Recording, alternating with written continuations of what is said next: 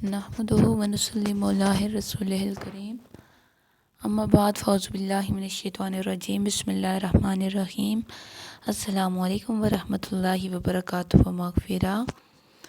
آج ہم پڑھیں گے حضرت نوح علیہ السلام کا بیان، ان کے بارے میں انہوں نے اپنی قوم کو کس طرح سے بلایا ایک اللہ کی عبادت کی طرف، کس طرح سے لوگوں نے ان کے ساتھ کیسا رویہ پیش کیا، اور حضرت نوح علیہ السلام کیسے تنگ آ کر ان سے اللہ سے دعا کی، کس طرح ان کی قوم پر عذاب آیا، کس طرح کشتی بنائی گئی، کس طرح سے کشتی کی لکڑی جو ہے وہ لائی گئی، اور کس طرح پھر سے ایک نئے سرے سے یہ دنیا قائم ہوئی۔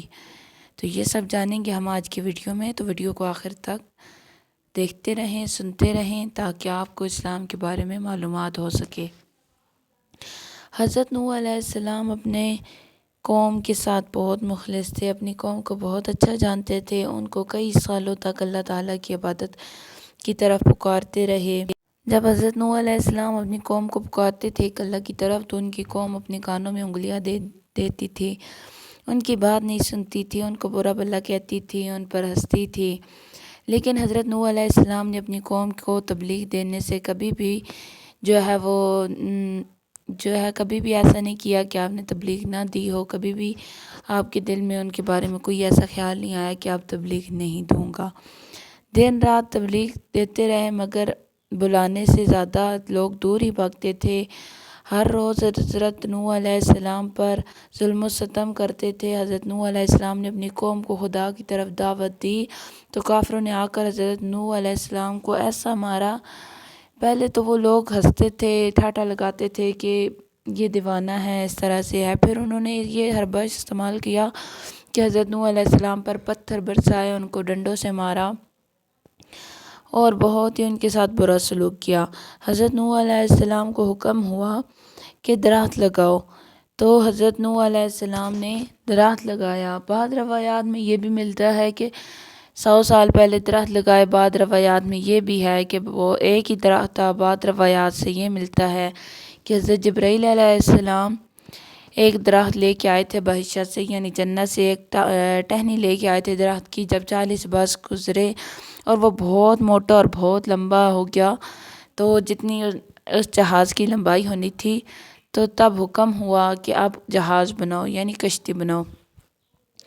حضرت نوح علیہ السلام نے اور باقی مسلمانوں نے کشتی بنانا شروع کر دی۔ جب وہ لے کے آتے تھے لکڑیاں، اس درخت کو کاٹ کاٹ کر تختے بنائے جب لے کے آتے تھے تو وہ کافر لوگ سارے ہنستے تھے کہ یہ کیا کر رہے ہیں، یہاں پر کون سا پانی ہے، ایک صحرا میں کیسے کشتی چلے گی، یا اتنا بڑا جہاز بنا رہے ہیں، اس جہاز کو پانی تک کیسے لے کے جائیں گے، یعنی پانی تک تو یہ پہنچ ہی نہیں سکے گا، اور وہ دیوانہ اور پاگل ہی کہتے تھے۔ لیکن حضرت نوح علیہ السلام نے اللہ تعالیٰ کے حکم سے تختے بناتے گئے اور جہاز میں لگاتے گئے، اور جہاز کو یعنی اس کشتی کو تیار کرتے گئے، اور شاخوں سے ہی اس کی میخیں بھی لگائی، میخیں یعنی جو ہوتی ہیں نا کیلیں، وہ بھی لگائی شاخوں سے ہی۔ حضرت نوح علیہ السلام کو حضرت جبرائیل علیہ السلام تعلیم دیتے رہے کہ کس طرح سے درخت کے تختے بنائیں۔ پہلے تختے پر نام آدم اور دوسرے تختے پر نام شیش، یعنی جس طرح کے انبیاء کے نام تھے اسی طرح سے ہر انبیاء کا نام ہر تختے پر، یعنی جس ترتیب سے انبیاء آئے تھے اسی طرح سے لگا دیں۔ جب کشتی تیار ہوئی تو اس کشتی کو دیکھ کر کافر لوگ بہت ہنسے اور افسوس کرنے لگے، اور پھر کافر ہنسے تھے کہ خشک زمین میں حرق ہونے کا بچاؤ کرتا ہے، یعنی خشک زمین میں کیسے حرق ہوگا۔ نوح کی اس چیز پر ہنستے تھے کہ دیکھو اس کے سر پر موت کھڑی ہے، یہ لوگ ہنستے ہیں، اور اس کشتی تیار ہو گئی۔ 4 تختے کم ہوئے، حضرت نوح نے حضرت جبرائیل علیہ السلام سے کہا تو جبرائیل نے کہا کہ حضرت محمد صلی اللہ علیہ وآلہ وسلم خاتم الانبیاء ہیں، 4 تختے ان کے 4 دوستوں کے نام ہیں، یعنی حضرت ابوبکر صدیق، حضرت عثمان غنی، حضرت عمر فاروق، حضرت عثمان غنی اور حضرت علی چوتھے تھے۔ تو وہ 4 تختے بنام 4 یاروں کے نکال کر اس میں لگا دو۔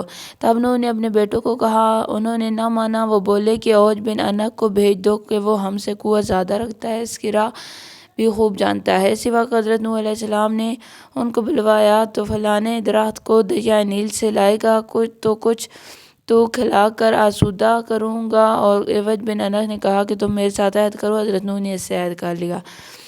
جب کشتی بن گئی، سارے وہ سوار ہو گئے، اللہ تعالیٰ کا عذاب آنے لگا اور کشتی جو ہے وہ ایک طوفان جو ہے، علامت طوفان کی یہ ہے کہ تمہارے گھر کے تنور سے گرم پانی ابلے گا۔ تب ایک روز ان کی بیوی روٹی پکاتی تھی، تنور سے گرم پانی ابل پڑا۔ جلدی سے ان کی بیوی نے ان کو خبر دی، بس حکم کیا اللہ کے جس کی نسل رہنی مقدس تھی، اس جانور کو کشتی میں رکھ لیا۔ اور گھر والوں میں سے جس پر بات پڑ چکی تھی، یعنی جو بیٹا جانتا تھا، جو بیٹا جن بچوں نے آپ کا ساتھ دیا اور جو مائیں ان کی ساتھ تھی، وہ سارے آگے کشتی میں۔ اور پھر یہ کشتی کئی دنوں تک چلتی رہی پانی میں۔ حضرت نوح علیہ السلام کے ایک بیٹے کا نام کنعان تھا۔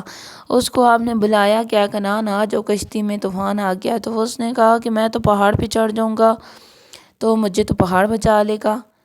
حضرت نوح علیہ السلام نے ان سے پوچھا کہ آج کے دن تجھے کون بچائے گا؟ تو اس نے کہا میں پہاڑ پہ چڑھ جاؤں گا، مجھے پہاڑ بچا لے گا، لیکن میں ایک اللہ کی طرف نہیں آتا پھر بھی۔ تو اسے بھی ایک ایسی نہر آئی کہ جس میں وہ ڈوب گیا اور غرق ہو گیا۔ تو حضرت نوح علیہ السلام پر کوئی بھی رکت طاری نہ ہوئی، اور وہ ان کو پتہ تھا کہ وہ ناحق ہے، غلط راستے پر ہے، ان کو افسوس نہ ہوا۔